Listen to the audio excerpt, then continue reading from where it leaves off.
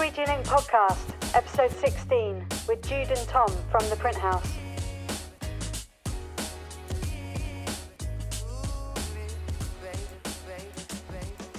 Hi. Hiya. How are you? Yeah, all right. Just been printing, and Tom's like, "Come on!" I was like, "All right then." Hi, Tom. All right. And Jude, yeah. Yeah. Thank you very much for coming on and stuff. Thank No you worries. for asking. Well, sort of Yeah. half invited ourselves. No, it's really good to see like lots of different types of studios and setups and applications for screen print represented. So yeah, excited to have you on. Cool. Cool. I was Rob last week. Yeah, he's good. He oh god, he's such a wealth of knowledge that I actually said to him in it, we need to do this over like 2 or 3. Yeah. He Yeah. definitely broke the record on the longest one, but yeah. Having legs off a donkey is fair to say. Do you want to just start off by introducing yourself and saying what the Print Haus is, please? Very good. I am Tom Whitehead. I'm co-director and I'm sort of a founder, but an honorary founder, I guess. That sounds so bizarre. It's always like a really confident answer to this one, because you always pretend like you're not the founder, but he is one of the founders. No. Yeah. Anyway, we should go on Anyway, for yeah. ages. Rob was also one of the founders as well. Originally, I was doing something else. I was doing my own sort of t-shirt printing. I didn't really want to get involved. Oh, cool. I got dragged into it through the vastness of the project and really enjoyed it. So I stayed around. So yeah, your turn. I'm Jude. I'm also one of the co-founders. Yeah, and it was me and Rob who you interviewed last week, and Tom who started it all. But it was Rob's idea to start with. But as you know, he's got a lot to say, and he knows a lot about everything. And he's one of these guys with lots and lots and lots of ideas. And Well, you started a family as well. So yeah, he has lots of ideas. And then we just carried it on forward. You're the executors of the main. You're the main executors. it was definitely Yeah. Rob's vision. I think what he had planned for it, or he saw it as a training platform for students coming out of university and stuff like that. But obviously, that was what, 12 years ago. There's a blip, isn't there? There's a 2-year blip. I keep forgetting about that. Our 10th birthday was in the middle of lockdown. Yeah. So it's 12 years ago that we started. And back then, there wasn't that many small printers knocking around. There was no real jobs for anyone to go into. So Yeah. the direction of the Print Haus changed a little bit. It came more courses and more for sort of like general public and for youth groups and things like that, and doing small little commercial jobs and stuff like that. So yeah, it evolved a lot. It's all constantly evolved. I know, yeah. I think you guys have had a similar kind of journey to us, because we opened as a open access studio and we used to have artists in here. And then we've carried on some of the similar things to you guys. So you do like screen exposures for people. Mhm. You're dipping, I don't know how involved you are in the commission work. Like what percentage of your work is the commissions that you were talking about, do you reckon? I think income-wise, at the moment, it's probably about 70%. Yeah. Yeah. I mean, it's certainly got us through lockdown. I don't know, we've been pushing the sort of creative funding creatives. So we get a lot of work now that are coming from sort of arts organisations, that sort of thing, small youth groups, moving into Chapter, where we are now, which is a large arts organisation in Cardiff. That's certainly helped as well. And then, I don't know, because at our old place, we had to move 3 years ago. We had this massive yard, and we had like a pizza street food vendor outside that we cobbled. Yeah, that's what I was. Yeah, that looked really cool, didn't it? In your old, is it Dusty Knuckle? Yeah, that's it. Yeah. So we sort of got to know a lot of the street food guys through them and word of mouth. And next thing you know, we're just printing loads of street food t-shirts and stuff. So yeah, I think it's just force of habit. You know, the Print Haus wouldn't have been able to remain independent unless you know, we were actually come from a screen printing background, and you fall back into habits. And I think that's just print all over, isn't it? It's just creatures of habit, and it's what we know. And that definitely. Yeah, we know how to make money, and it's relatively simple, I guess. Yeah, once you got that skill base, you can always switch into it as much as you want, I suppose. Well, So yeah, we're starting to talk about sort of grants now, and whether or not we want to go for funding, so give us access to work with a larger community instead of always trying to balance the books financially. Yeah, but that would be nice. I don't know. We're not used to that, so we just dig in. It's like now it's like 3 weeks of digging in and print. Yeah, it probably feels like we do a lot more commission-based work because that's the thing that's most consistent and it's the most labor-intensive, I'd say. Whereas we are doing a lot more with the community now, working with primary schools, especially since lockdown. You know, I think because everybody's really keen for people to just come out again and want to get involved and just try and encourage people to do it again. yeah. I guess I only see the commercial side because that's the only bit I do. So. Or you see me running around the workshop doing things. Because I work full time with Rob, so this is all done on the side and on weekends and extra bits. And you're the daytime. You're the face of Print Haus. I'm in the back. He says he's the one who's doing all the talking. I'm just kind of always around doing stuff. But like I looked at even something as simple as like your opening hours, which I don't know if it's changed since COVID and stuff, but it was like 9 till 9, 7 days a week. Yeah, well, it's who locks up? That's insane. I know that's the tricky thing because whenever you look at it over like Google, right, or any kind of social media, it's like a preset, so you can only put in a certain amount of hours. Whereas like, well, it's kind of independent access now. Oh, cool. Okay. We've got number locks so they can let themselves in. Yeah. It used to be a bit more of an issue in the old place because they'd have to do roller shutters and it was like Fort Knox. Yeah, it was. Yeah. We'd have CCTV, we'd have a little phone saying if you feel nervous, just call us. It was that kind of vibe. And it was like, oh God. Yeah. Well, the guys had 24-hour access. You'd have was it Liam from Overseas Apparel be printing there at 1 o'clock in the morning with his mum bringing him sandwiches. That was so he'd funny. print him for his shop. Yeah.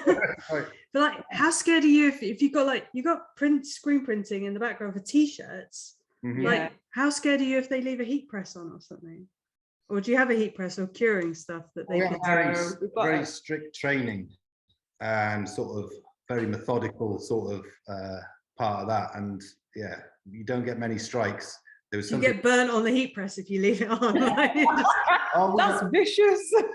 Oh, sorry. That's a good idea, though. I'm totally good at that. That's why I'm not allowed open access anymore. There's only 2 bits of kit that are actually potentially could set things on fire. And to be fair, they're really good now. Like, you know, the older style of dryers could easily set things on fire.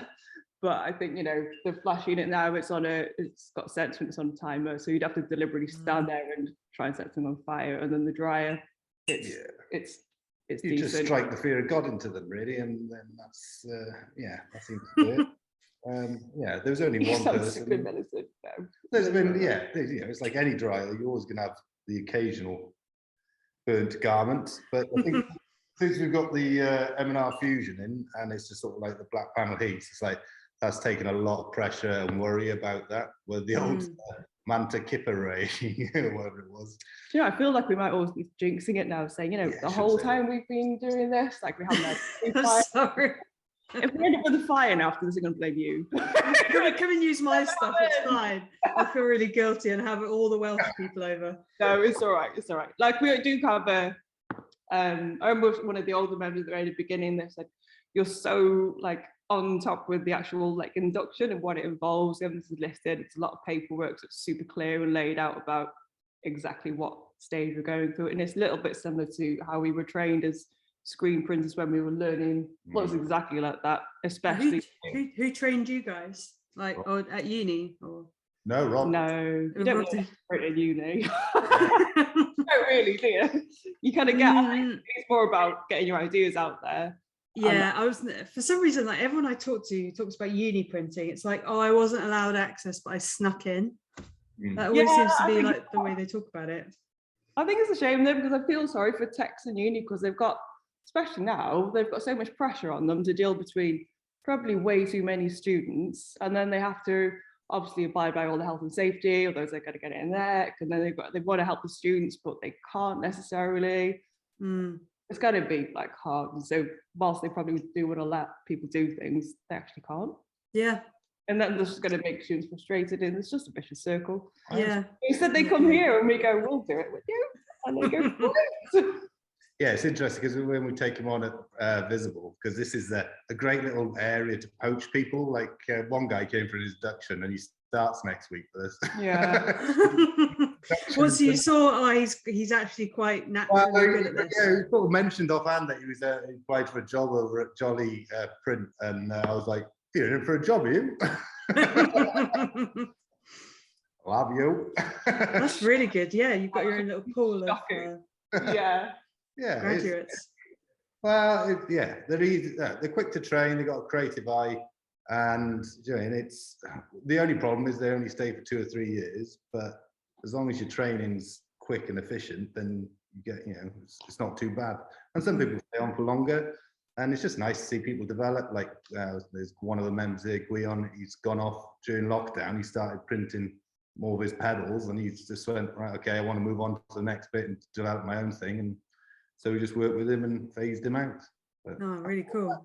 I'm talking about Because- So, So, like, what kind of a commission work are you actually getting most of the time? Are you doing like t-shirts? Or are you doing like the flatbed stuff, or what are you known for? t-shirts. T-shirts.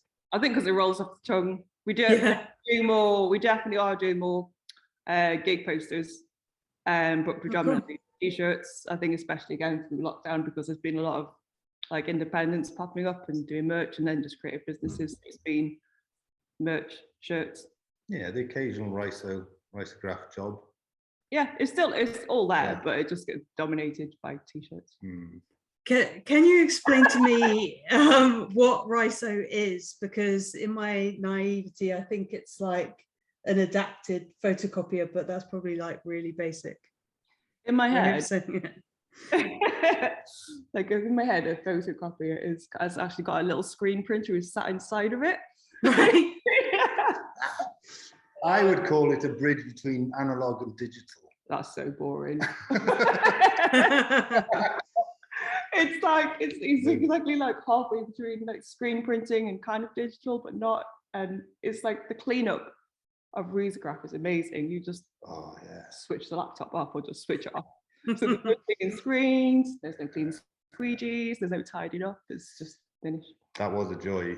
That was the first thing. It's like, oh, I'm done. Yeah. Is it like there's like cylinders that are coloured with toner or something? And then can you explain it a bit more? Like Oh, dude, this is your department. what, I was in my department. Because you were just using it.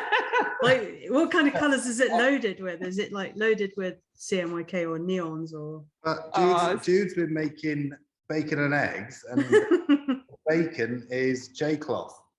Yeah, So the pattern is actually, so she's Oh, I scanning see. So it's to do with what you're scanning. as well as your digital files. Yeah, so you can do both. So it's quite good for people who haven't or feel that they haven't got any creative sort of side of themselves. They can cut stuff up, they can scan it. So so each drum has a color in it. And then you create a master, which is in, I suppose, from a screen printing point of view, is the stencil, I guess. And then that can be changed automatically as opposed to having to clean it all down. And then you just build up the colors. It's just the registration's a bit loose. But that's kind of like part of the fun of it, is it? Like, Yeah, exactly. you know it's a Riso because if you know how to screen print, you can transfer over to a Riso just like that. It's already there. I think the hardest thing is to not have that, because with screen printing, you used to like registration is like spot on. You can get like quite anal about it. You kind of looking at that, but then as soon as you switch over to Riso, even though you hear it all the time, it's like it's part of the look of it. You kind of see it, and it sort of makes you twitch a little bit at first. right. Not sure how I feel about that. Yeah, But then you kind of get it, like that's the actual, that is what Riso is about. If you want to, you can. If you are kind of quite like going on to Photoshop and Illustrator, you can tweak it to get near perfect. like registration. Is it something that you have in limited edition because you have a master and you'd get rid of the master, or you're saying you can load in digital files? Oh yeah, no. So it's similar to screen printing in that every single master, you'd cut a stencil and it wraps around a drum, and it stays on there for as many copies or prints as you do until you create another layer, and that layer might be a physical drawing that you've cut out and scanned, or it might be a PDF file that you've loaded in, either or. But each time you change the color or you make an edit, that's a new master. In theory, everyone is unique because the paper's moving around, so there's always going to be imperfections in some ways. But yeah, you could load them back up and do it, or try it all again. But is anyone trying to load anything other than paper in there? Like... No, I would kill them. No. I am so concerned about what goes through that machine. No way. Each drum is 600 quid. Yeah. 800. Was it 800? 800 quid. Oh god. Yeah, and so you see, you have to pick up that. If you damage any part of the outside of the drum, they put them in these cases. It's like, it's quite interesting. Each drum comes in. Have you seen Aliens? Have I seen Aliens? Yeah, if you've seen Aliens and Jonesy the cat and that carrier, that's exactly what the Rezo drum comes in. It's quite and you kind of get it if you kind of know how much. Anyway, but you travel with it, don't you? Don't you bring it to people's locations and do print parties or something? Yeah. So you can, it's fairly like portable, but scary. A lot heavier than you might think. Like you can like split him, like lift the top part up and carry it, but it's super heavy, like really heavy. Yeah, I think I prefer moving the mobile printing. Yeah, I know, it's really, I didn't expect it. Easier to get in the back of the van. So do you do live printing, like you just said? Do you move the mobile printing? Like what kind of locations and setups are you doing the live printing in? Oh, I've done it with Howie's in the Velodrome in London. That was kind of fun. Well, so that's probably the most, one that you've heard, place you've heard of, various places around Cardiff, I guess. We do it at a market, so we have Snapped at Market, so we'll do live sort of t-shirt printing, and we'll have them at Christmas with all the t-shirt designs, all that sort of stuff. As a way of drawing people to the stall, and then it's saying like, and this is how we print our stuff, or like. Well, when we first did the first market, we were going to have it as a display, so we had this drilled holes in the floor, and we were scared people were going to get hit on the carousel and stuff. And we stopped people from doing it, and then people just wanted to get closer and closer. Yeah, we just pulled them out of the way, and then realised we could just get on with it. And then it just kept building and building, and then people would come down specifically to get t-shirts at Christmas, and because in the old place we basically ripped the whole place apart. Everything was on wheels, and we could just put a market into the studio. Oh wow! And so there's all this printing equipment everywhere, and sort of like everyone really loved it. Now we do it at Chapter. It's a bit more sort of, we've got to have two heads on a single station and swapping out the screens with all marked up. So it gets a bit messy. But we're using Plassolink, so it's but I do a bit of live printing on our market store, and people bloody love it, and their faces when they lift the screen up is like, you can't recreate it, can you, in any other experience, because they're just like, holy shit, I made that. And they might not have that experience in their day-to-day lives, so it is quite exciting for people. Yeah, I think that's one of my favourite things about screen printing. We used to do a lot of work with sort of youth groups and young offenders and that sort of thing. And just they come in, no, I can't draw, and you're like, no, come on, we'll get through it. And then as soon as you start doing it, and they're doing it, it's just the light, the way their faces light up, and they realise they can do it, and it doesn't, it's not about being this perfect artist. It just allows people an ability and build their confidence. So what kind of things are you going to try and push with Print Haus, and like, are there things you want to see more of? Like, are you going to, I know commission work can get a bit like a little bit soulless sometimes if you're not getting the right jobs. Like, is there anything you want to like build into the studio in terms of your workshops, or like things that you want to teach in particular? I think I'd just like to open up a little bit more, because we only recently moved here, and I moved to Chapter, over the last 2 years, so it's a bit of a non-starter really. People or 3 months before lockdown. When really, people isn't it? ask like what it's like, I go, well, to be honest, I can't really say. It It hasn't got like, its hasn't got its Yeah. own personality yet, maybe. well, Oh. yeah, no, totally, because before that we were spent 10 years in the old site, and it was a real community then because of the space like afforded it. Like literally we had the space for 16 artist studios and the event space like with Dusty, and it was great, it was brilliant. But now we've moved to a smaller space, we haven't got the event space anymore, we haven't got the artist studio, so it's literally just the print studio. We're split over 2 floors, and it's an old school, this building, so it's really it's a really nice building, but in terms of what we can actually do, it's completely different. So it's got a totally different vibe now. So I think I'd like to, starting to look at different ways to have membership for people to come and use the space. Yeah, that's So- tricky, isn't it? Because you can't Yeah. tell, you can't do your predictions on old, like the old ways that you used to make money, because it's completely changed and you haven't got those revenue streams anymore. Completely. But then it's like in chapter, because it's like the biggest, I think I'm right saying that's like the biggest and oldest art centre here in Cardiff, you know. So I think a lot more people are slowly starting to become aware of like who we are and like what we do. So I think we're quite keen to like work with chapter and set things up, because downstairs there's like a really like cool cafe and bar and lots of seating areas. So it'd be really nice to do like regular, just like printing, like live screen printing, take the Rezo down there, just every like once a week or once a month, where the public can just come and have a go.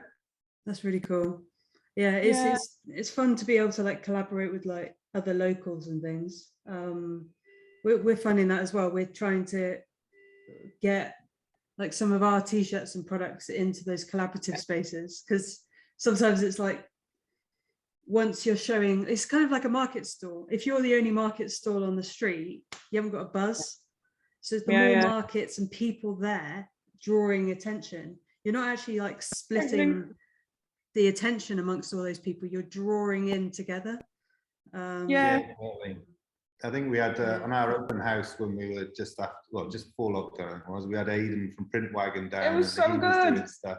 And it was sort of like, even though we could have done it ourselves, it was so much nicer to have him in his stripy suit, sort of with a little Print Wagon. I'll have to look him up. I'm sure I've seen him. Yeah. It's a mobile print trolley. Yeah. He's a good lad. And then one of our old members from the old place, Nigel. Runs, he does Amplifier Press, he does letterpress. But he's, because he used to have a studio with us, like literally in the workshop, but now he's just across the road in Market House. So he's still really keen to like set up and like do stuff together. So me and Nigel are going to do like a screen print and letterpress like workshop in the coming months as well.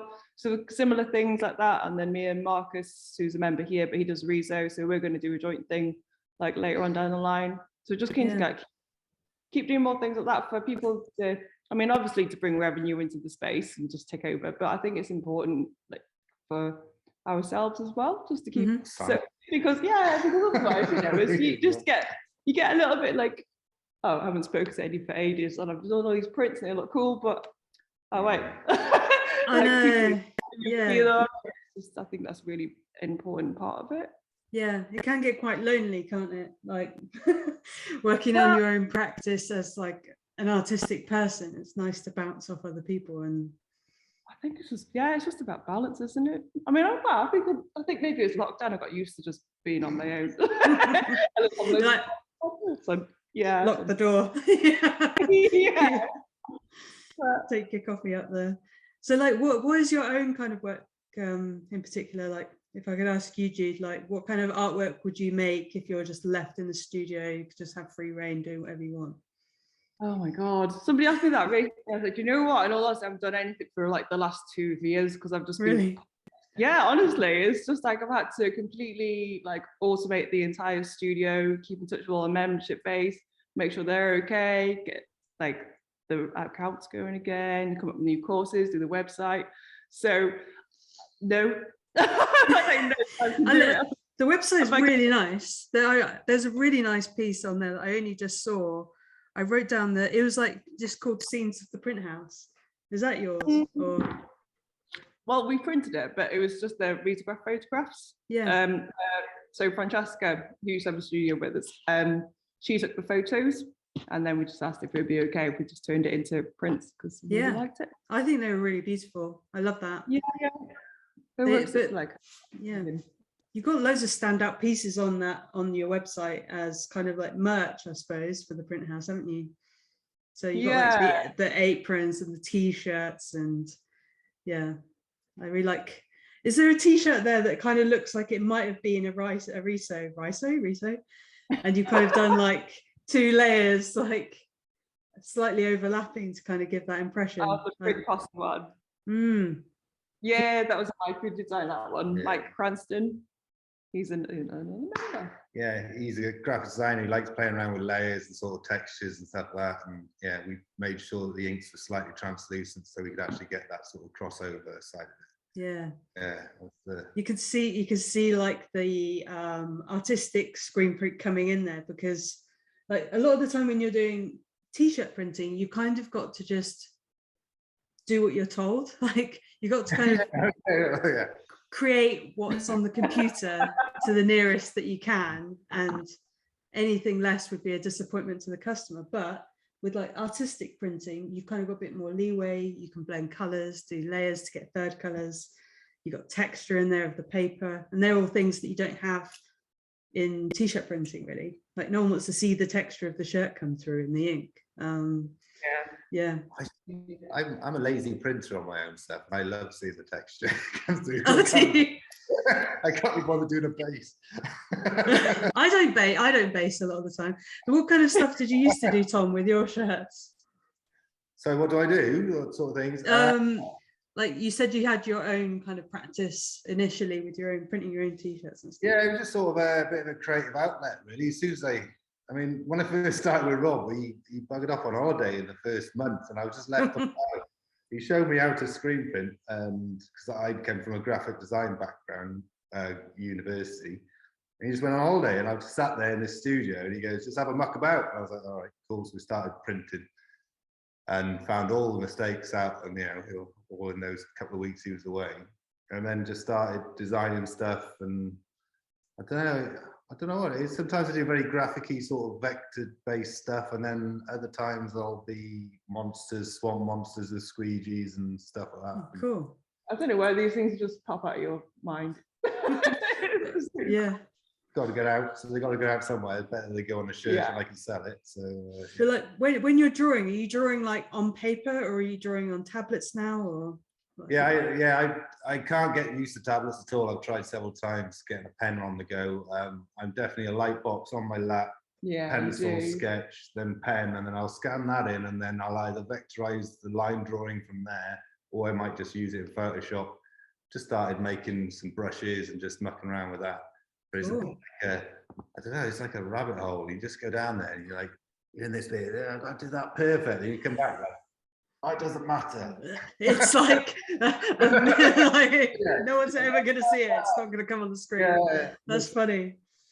I don't know, because when you're doing commercial work, you start to realize that the general public perhaps don't see the much technicality of it. And there's this things that I slave over. There's some designers that slave over for years. I'm like, look how clever that is. It's got like a translucent fog on it, and it's all like this. And I'm like, oh, okay, I love the one color one. Like poured hours over. You're like, this is the one. So they'll come along and go, I was like the other one actually. I had this one. I did a t-shirt for a show, and we printed on the inside of the sleeves so you could roll them up so you could see the inside. Ooh, I am writing that down. Can I steal that? That is shit hot. I love that. Yeah. And inside sleeve printing. It took ages, and I did this Frankenstein one on a slab, sort of coming out and squeezing electric bolts. And then there was electric bolts, and I printed either side so they matched up on both sides of that. So I only did a run of 25, but that's like 100 prints of the sleeves. Then then putting the back on, and then no one bought the bloody thing. And I was like, look how cool it is! You can roll it up with all the sleeves. It was like, what are you doing? It's like, people are cruel to artists, aren't they? They don't understand. So like when you're getting people come out of university, I keep hearing that that's like a huge impetus for the studio, is like giving them, you know, just more access to the studios and things. How are you like helping them to like make money out of their art so they can be a bit more self-sustaining? Are there people who like you kind of don't want them to be encouraged to make art for art's sake sometimes, because you want them to be able to support themselves? Like, are you being able to give them any guidance there? I don't think it's this. I think the first thing, like as soon as you come out of university, is just knowing that you can come somewhere and carry on with work in the first place. Yeah. And then the second thing is knowing that, I think, I guess making that transition is like, oh shit, yeah, because they'll do stuff, and there's people who are here I can talk to, and then there's just the main thing is actually talking through your ideas in a completely different setting. And I think it's just kind of getting your head around that, and then naturally, I think here, you know, like obviously we were joking because Tom's always coaching people to take invisible art, but like practical is in that way. So you could get like a part-time job for like X amount of time or whatever, like in that way, or you're just speaking to other, like there's loads of people, loads of members who are freelance, like graphic designers or illustrators. So just having conversations in that way can help to kind of pick up project-based work, or maybe just tips, and that's really like the next step. Well, it is a topic of conversation with us at the moment about how to structure the membership to sort of give people an avenue, because obviously when you come straight out of uni, you probably end up in a part-time job, you haven't got much time. You get sucked into retail probably, like a yeah, exactly. And you know, the amount of people that do apply for jobs at Visible saying I'm working here at the moment, you know, there's no real access to it. And also the financial side of it, with rent as it is, and you know, energy and whatnot, you know, we're going to have to find a way of getting them in to give them the time to be able to develop that side of it, so they're not reliant on doing those jobs completely. And we don't know how to fix that. I've got a couple of suggestions, because I'm seeing it literally right now in our studio, is artistic people who up until now it's kind of like you're kind of like a third tier person really, in terms of like the infrastructure of like how the job market is set. Like designers aren't very well appreciated money-wise, but I think the growth of like the NFT market is helping people like produce like actual like digital artistic assets and things that they can sell, and they are selling. I think there's an avenue there, right? Because I've got a job commission this week, and it's massive, it's huge. And he's selling NFTs, and then alongside that, he's got real world objects, so t-shirts, caps, merchandise. But he's just an artist who's kind of gone like as that, like releasing a NFT collection model of like making money, basically out of just his skills through his artistic work, and then he's layering in merchandise and things. There's like other big artists like Lumps, like he's done it. He's got a whole NFT collection. Nice. And he doesn't do any other work now apart from just running the NFTs. It's just, I feel like that might be somewhere where we're not, I don't know, like struggling artists kind of vibe. I think we've got like an outlet now in this kind of Web3 space. I'm very ignorant now. What's an NFT? What is it? Yeah, I haven't got a clue what that is. And then an NFT is just called like it's basically a contract, a smart contract on the blockchain.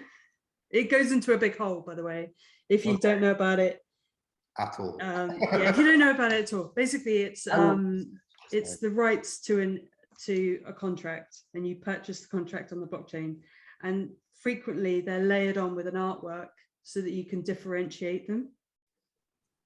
So so there's lots of famous ones around, but you can go onto like an eBay type platform, like one's called like OpenSea, and you can just bid on NFTs, and you've got them in your digital wallet. Okay. I know. I'm going to look into that, because that sounds really interesting. Like I've got NFTs here. I've seen it pop up in various sort of Instagram sort of conversations and stuff like that. I Yeah. wondered what it was, and yeah, I couldn't quite get my head around it. If all you do is give yourself the project of purchasing one NFT, you'll have to go through so many of these little hoops, like getting cryptocurrency, getting a wallet, purchasing it, burning it, having it in your wallet.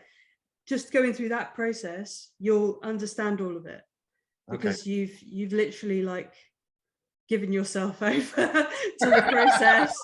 Because then you'll have Ethereum, you'll know what the blockchain is, you'll understand the use cases of these things. Yowzers. You started this. I've got a collection which I'm launching soon, so I'm like deep. I'm deep in it. I can tell. It's very exciting, but I just think that is a massive platform for That's really artists. interesting.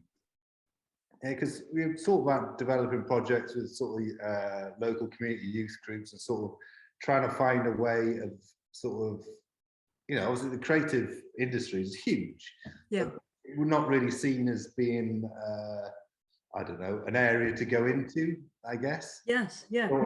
And we're doing the markets and stuff like that. Obviously, we've got a platform to actually be able to sell stuff, but that's quite interesting from a digital side of things that I hadn't even considered really. And sort of like, because of the members that we had in the studio and stuff like that, you know, we had the people with laser cutters and sort of like, you know, whatever, and doing various things, you know, upcycling leather, all that sort of stuff. So we could quite easily do loads of those sort of hands-on workshops. But it's interesting on the digital side of it, because obviously once you've got something drawing and you got your pad and off you go, there's very little need for anything else, is there, at that point?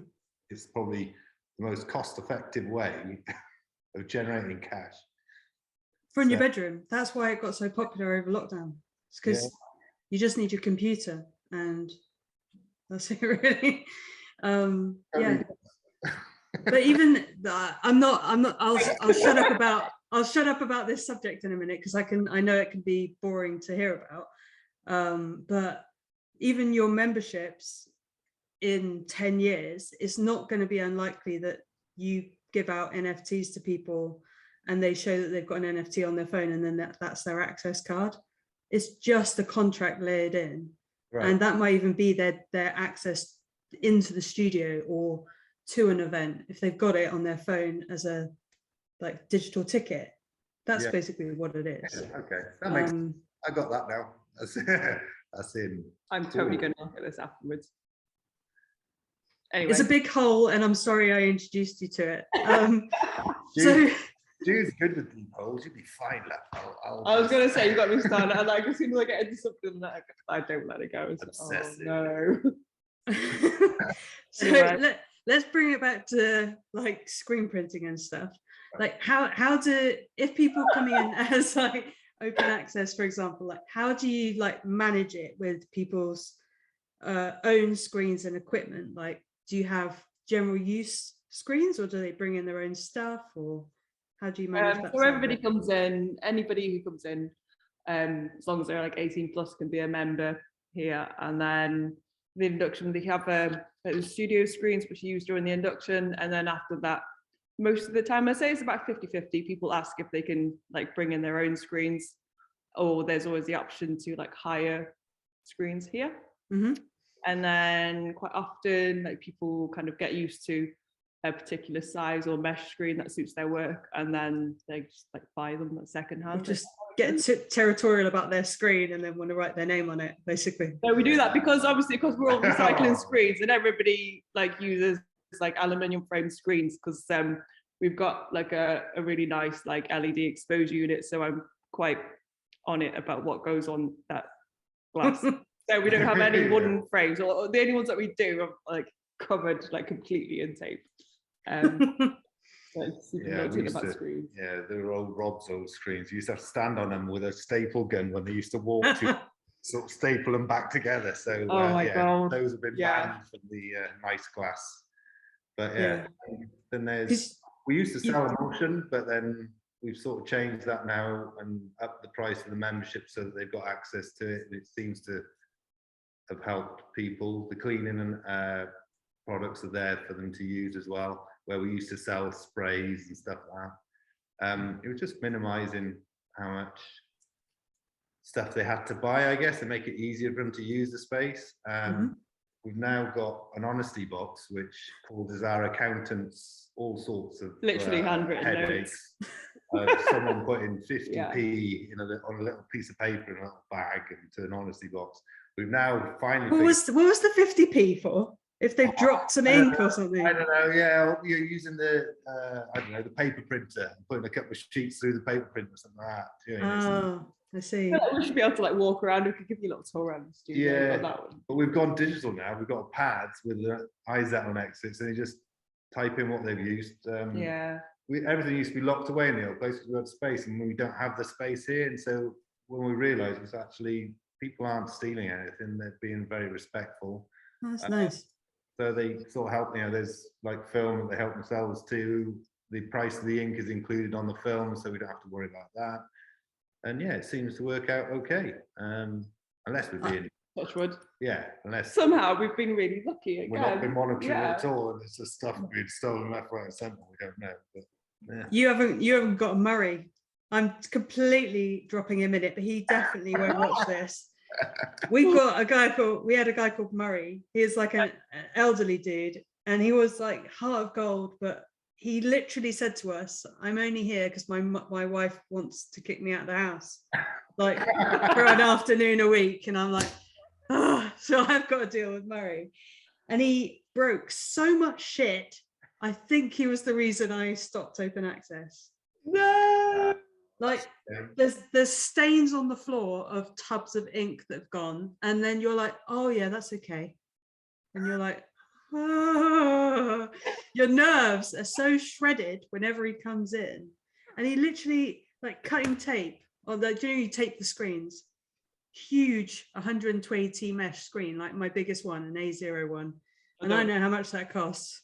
Oh my god, no. And then like he's cutting the tape, and I'm like, no, you've got to cut the tape and then put it on. And he's like, no, scissors. Oh, I'm like, oh. And then I've got to like be completely calm on the outside and just be like, do you know what? It happens. Don't worry. And in my head, I'm like, get out of my studio. Yeah, I don't want to curse you with fires, a Murray, or any other of those things. But yeah, it sounds like you've got away with it. But maybe it's just because you have a thorough induction. I think at the very, very beginning, when we were just like welcome members, still figuring it out ourselves, we definitely had a few like instances that we were like, well, it's like for one, we had to write in there now, no bootlegging. That's definitely like out. Yes, I read that on your terms. What is bootlegging? That's just copying other people's shit and selling it, right? We're not selling it. We literally caught one of them because that's the thing with screen. Obviously it stays on the screen, so I'd see it on the rack, and I'm like, wait, that's not right. And then we actually saw them selling it, and we're like, did you print that in there? What, like Nike, or what are they bootlegging? What level of copyright theft is this? T-shirts. It was like old gig t-shirts, old band t-shirts. They literally nicked them, and they were just selling it in. And it was like, yeah, that's not cool. That's not allowed. So it was like, I'm slashing your screen. And then there were some other members who were like just like having like smoking weed, but they don't actually leave it underneath the table, which kind of like don't mind personally, but it's like, that's really not okay. Like to do it in the studio. How much weed do you need to do that you have to do it in the studio? Like, well, it's just that he left it in like a tin underneath the table, and it's like we do kids workshops in here. It's like we really can't have that. So So left the grinder on the side of the ink mixing table, and I was like, the MP was coming in to have a go printing with me, and I'm like, what? Hopefully they don't know what it is. Yeah. This is a pencil sharpener. Don't worry about it. Yeah, that's what it is. Yeah. That was it. So yeah, just sort of constantly evolving, I guess. Yes. Yeah. And then I guess it's like the mixture of balancing, like having artist studios and then a kind of print workshop with like open access members. It's like totally different expectations. At least when you do a workshop though, right? Like you could book it in, when it's going to end, and then your day's done. Like once you've washed up, it's actually like a relief and you feel like you've done your day. Yeah. But with commission work, you could just fill up. You could just be there all night. it never ends really, because it just keeps sucking your time in, and it's quite hard to. Yeah, we're kind of in that right cut, now. Yeah, it's quite hard to cut your day off, isn't it? Like, Yeah. there's always another thing, like, oh, let's prep the screens for the next. It all just bleeds into one giant day. Yeah, we're like, oh, there's no such thing as like weekdays or weekends. It's kind of like job. It's a lifestyle. It's a lifestyle choice. We sort of Mm. joke that if we weren't married, we'd probably have lost so many partners over the years. Yeah, there's no way either of us hold down a relationship with somebody else. Oh, you two are married? Yeah. Yeah. All right, I see. Cool. Yeah, that makes it so much easier, because then when you're like working hard, you can explain it to the other. You don't have to explain it. And Oh no, it's normally like it's almost like there's one of me. Well, okay. It's it's quite handy. Sort of It's like, are you intuitively going- know yeah. when to flatten and sort of get the next job ready and stuff like that. It's kind of like, right, I'm printing tonight. You're making dinner. Yeah. Deal. Or it's everything's So gone sad. wrong. Take away. Yeah. Which was last night. Yeah. Yeah. That is really funny. How you've kind of like, yeah, I know what you mean, because it's kind of like, yeah, I know exactly what you mean, because I'm married to M, and if I wasn't, I don't know how I'd explain this setup, because it is kind of like, it just bleeds into a whole lifestyle situation that Yeah. you can't just cut off at 5, even if you want to, because No. it's in your head. And then there's people calling you as well at like whenever o'clock, and you're not going to answer it. Yeah. Used to, 11 o'clock phone calls when we had the old place. We're like, oh my god, what's happening? Yeah. Or we'd have to ring the guys, like sometimes like Dusty and people in the yard, if they'd ever see like you or me calling at like 7 in the morning, like, been broken into again, haven't we? Oh, you've been broken into before. Yeah. 3 times on the trot. It was loads of fun. Oh, It got to that's become like quite like almost like a joke. We'd be like, God, again, because you'd have to report it and you go to that cycle and the police would turn up and you didn't do anything. So can you just hurry up? We kind of got work to do here. And the rest of the guys were like, yeah, can we just do our work now? We'd be printing and like trying not to touch things. And That's a bummer. But apart from the break-ins, I actually really enjoyed, like, I've only been to Cardiff a couple of times, but I've really enjoyed the vibe of it. And I think it just seems like a really cool place to live. Like, Yeah, I love it. what made you like, have you lived in other places and then you chose Cardiff to settle down? Or? I moved here to do my degree because I used to live in Chester. And then I moved to here to do my fine art degree. Oh, cool. I'm from Carmarthen, which is 90 odd miles west, and skipped Swansea and came here, and then did a year in Leeds, which was just a drunken bowling alley, working in the kitchens. Right, okay. But, I used to be a grill chef, I guess, for about 7 years, until I found my way to printing. Actually, it was in Leeds. I went to the round. That's how I got into t-shirt printing, because I bought a t-shirt. Have you only just remembered out of the drunken blur? You're like, one piece of clarity. I got the t-shirt. I bought it, and I was like, right, that's what I'm gonna do. I'm gonna make t-shirts. And I'm like, right, I'm gonna do graphic design. And I moved back to Cardiff, did graphic design, and then finished graphic design. Went, I don't want to be a graphic designer, and just started cutting pieces of acetate and sponging fabric onto them and stuff like that. And then Ta-da.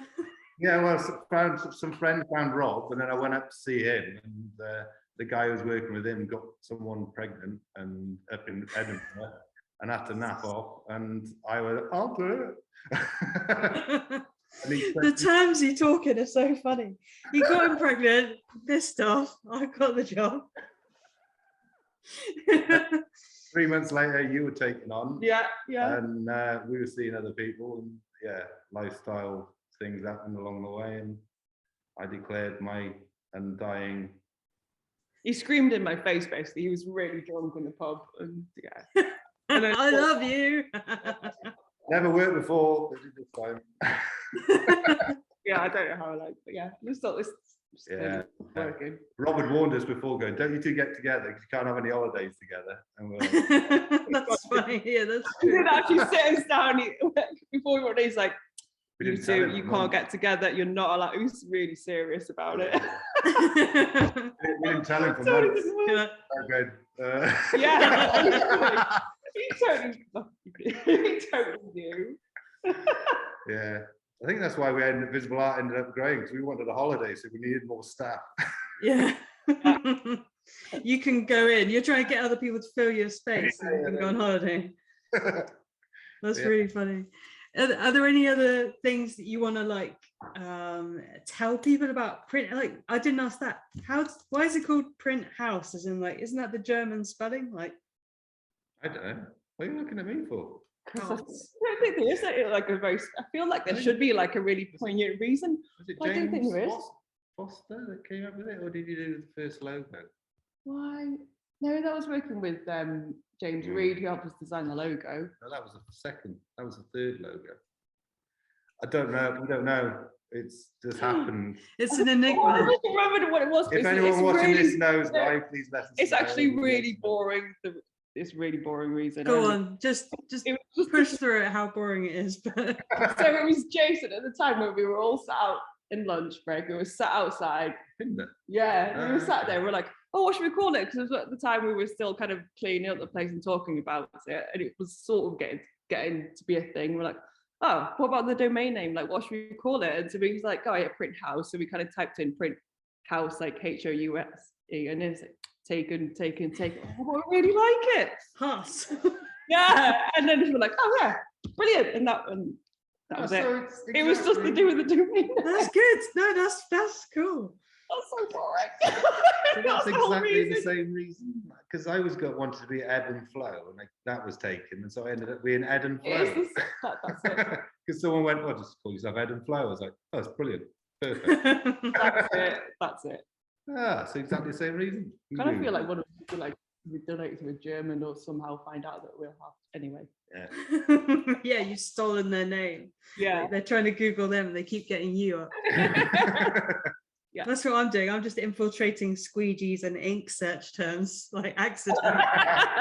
I keep propping up like a GIF. Yeah, no. Oh, that's such really cool insight. I had all these questions, but I haven't got through any of them because we've already just gone off on one. I'll just give you one more question. Like, if you had 100K to invest in this studio, like, what would you do with it?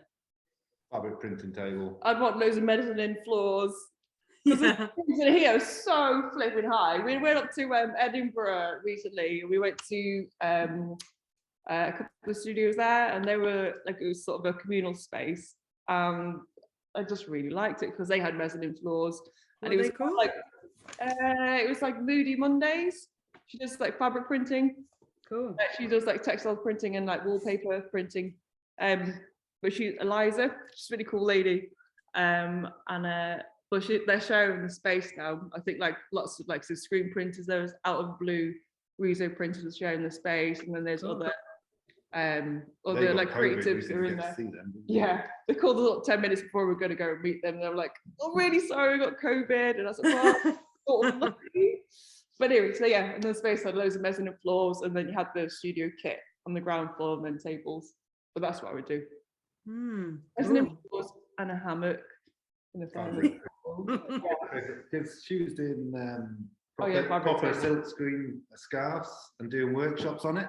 Yeah. I was interested in what they were doing, and it was quite interesting. She was up for doing a skill swap of some sort. We haven't really figured that out yet. At the moment, I think we're just trying to find a way of get funding to be able to, one, get a fabric table, and then bring that knowledge down here, transfer it. We're not really stepping on anyone's toe, in each other's toes. Yeah.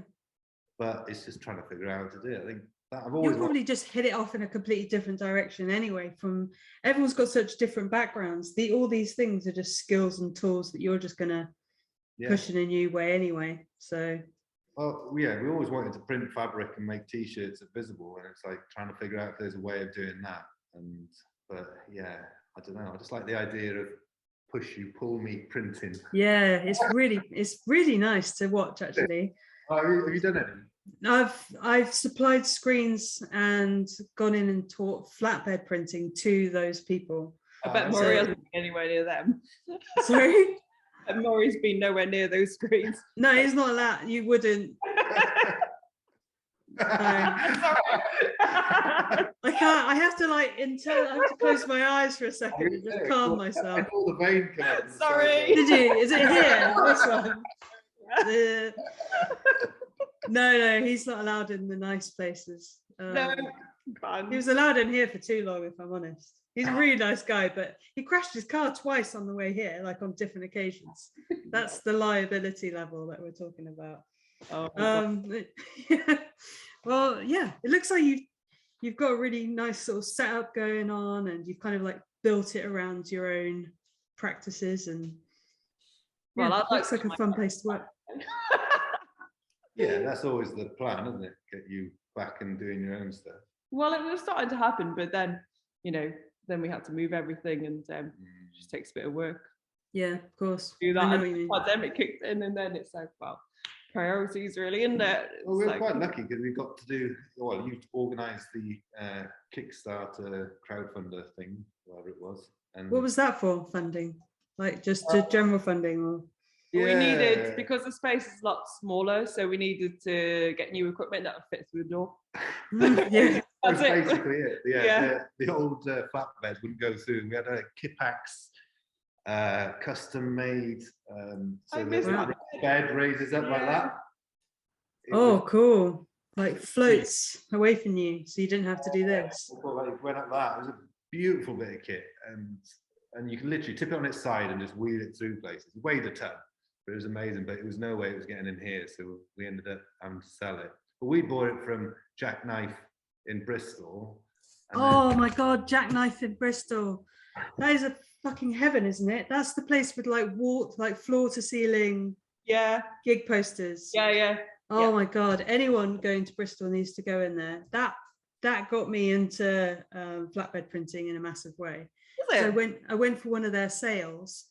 They just had like a yearly annual sale or something, and like all the posters were like 30 quid or something like that. And I was like, I'm literally clearing out my bank account. I've got so many, and I was like, I can only get like 4 or 5 or something. I didn't have much money at the time, but yeah, they're all around the studio still. Jackknife posters. Yeah, massive respect to those guys. So yeah, I think because they were being kicked because that was one of the They were end, moving spaces at the it time was then end as of well. Jamaica Street, wasn't it? And Yeah. yeah, that was that wicked space they had in there, and they were moving out of there, so that's why they had to get rid of it. So we had it. Now then, it went back to Bristol to another guys I who can't knew remember them. what they were called. So it sort of went just over the water and back again. Yeah. It's a bit of a shame. Yeah. So most of our kit from the old studio is like in storage at the moment. Waiting for us to expand. Well, like there are plans for chapters that actually like develop as a whole, and then touch wood, we'll be able to expand like here because there's 2 other print studios like 5 minutes away from here. So it'd be great to like all come in together. The giant print studio, but one of them, they're both like more traditional. So one there's like etching there called Cardiff Print Workshop, and then the other one, it's a guy in his own print, Pete Williams. He does like a little bit of everything. So good to get everybody together. Yeah, I think exactly. Nigel with the letterpress is quite keen to sort of come back into the fold, into the workshop. It might be a necessity soon as well with like overheads and stuff for people. They might not be able to operate singularly. They might have to all just like share resources a little bit more. Yeah, completely. I think that's a good thing. Yeah. Brilliant. Well, it looks like you've got lots of ways to push this in like 100 different ways, right? So you could do anything. We discussed like 20 different things there. Yeah. Yeah, it's just finding time, isn't it? And for Yeah. ourselves. See what? We need to get some else to print work. Yeah, that'd be the dream.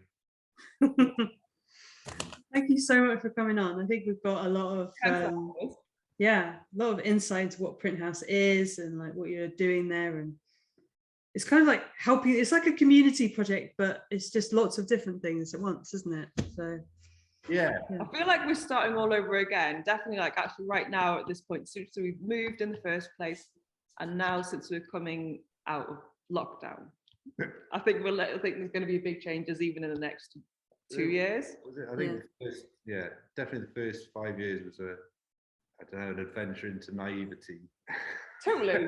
Absolutely. We're like, we won't need to be staffed. Everyone will just be fine. It's like, yeah, here, it's equipment. Knock yourself out. It's like, no, that's not happening. Yeah. Yeah. So, now we're like grown-ups. We're like, right, okay, this is how we're going to do it. And this is how Rules. we'll make it No bootlegging. Number 1. We Yeah. did. I can't believe what's the right thing. Some people get it straight away, and other people are like, "What's that?" Oh, it's an awkward conversation. Is it not a term used anymore, bootlegging? I just feel like bootlegging is something that you talk about with pirates, not with like normal people. I know. But because we have Or like, you know, moonshine. Yeah. T-shirts. Some people just do posters. Some people just do the reso. But like this, you know, it's general terms and conditions. But some of them are like, why is that in there? It doesn't matter. You don't touch T-shirts. It's all right. It's fine. It doesn't matter. Just do that bit. Oh. Yeah. The T-shirt people are naughty. You got to keep an eye on them. Yeah. Yeah. I really appreciate you coming on and stuff. And I'd love to send you some T-shirts as a little thank you. So I'll have to get your sizes of your shirts and stuff. I'm thinking of doing like dedicated podcast ones, because at the moment I've just been sending like blind maggot ones. But yeah, I think I'll make a proper shirt, and it just gives me another excuse to design something else. So, yeah. And I've talked to your mate, so now we've got like a little succession of people you know. Is there anyone else who I should interview, like who you'd like to see on? No, Guion, because he's printing with enamel inks onto the guitar pad. That's really it. Guion Christmas, Holy Island Audio. He's a member. Holy Island Audio. I mean, I'm not going to try and write down his first name because Guion, GWION. There you go. Okay, that wasn't too bad. He's awesome. Like he actually does like the whole thing himself. So he makes the effects. He actually makes the effects pedals, like from the inside, like to start off with. Then he actually prints, like he designs it and then prints the pedals. And then then he writes all the content for zines to go with it. Wow. And then also actually gets all the packages, actually prints all the boxes himself as well, does all the promotion, does the whole thing himself, which I think is amazing. It's like hats off to the guy. So yeah, interview Guion. Nellie's treasure. Okay. Yeah, and Helen. Nellie's treasures. She was one of our original members that really has gone from strength to strength. I got the treasures. What was the first bit? Nellie. Nellly. I mean, she's just started up selling through Wayfair now and not on the high street, stuff like that. Wow. Yeah. Yeah. That'd be a good one. But yeah, cool. Print Studios, I don't know who else. I kind of think as soon as we get off this call, it's going to be like, oh, you can Instagram DM me and I'll see it all. And then yeah, because I saw you had Jack on from Old Elton, so I saw yeah. There's so many Welsh ones. I think it's probably because I've interviewed one person in Wales, and then it's kind of like, oh, you want to have a chat to that folk? Yeah, him up the road or something. I don't know if that's Welsh or not. But well, there's Doomsday as well. They've started printing. He started printing from I think for Merch Asylum. I think he wasn't printing. He was at the end of the dryer, I think, and then flattening and then doing stuff. So, yeah, I'll try and get him on because he used to print for him at Visible, yeah. Yeah, we've done a little bit, and then he started doing all the digital and printing, and yeah, it's quite nice. It's nice. It's funny doing this place. You sort of get, you could get people who are a bit sort of insular about the sort of their business and sort of a bit more thing. When you've done this, it's like you can't give a crap about that stuff anymore. I know. Yeah, there's no hiding because we're all doing the same shit anyway. Yeah. It's like, well, there's enough room for all of us, and we'll be fine. Don't worry about it that much. Yeah. Yeah, if we were precious about it, then we wouldn't teach people how to do it. So. Exactly. Yeah, that's the same stuff that we think of. No one's gonna. You're reinventing anything. It's been around for 3,000 years. We're not the first person to put a fucking image on a shirt. Yeah. Right. You can just go on YouTube and go, that's how you do it. Sometimes you feel like a little fraud going, I'm going to teach you how to print a t-shirt, or you could just go and watch it. on YouTube and you kind of got the gist of it. No, it's different. It's different. You need like this, yeah. You need all those kind of resources, but some people need it in real person, and that's where we're making real memories, isn't it? No one goes, oh, I remember that day I watched that YouTube video, but they remember the day forever where they pulled their first print. I saw it on YouTube. But actually, that's one thing you can't, even in person, it's like actually how to pull a squeegee. It's something you just got to do it. Yeah. That could be your sign off. You just got to do it. That's your motto underneath your image. Not gonna do it. As long as it's not someone else. Yeah. Brilliant. Okay. I'll let you guys get on, and I'll probably DM you some more ideas for more people to interview as well. Cool, no problem. Okay. Thank you so much. Take care. Bye guys. Cheers.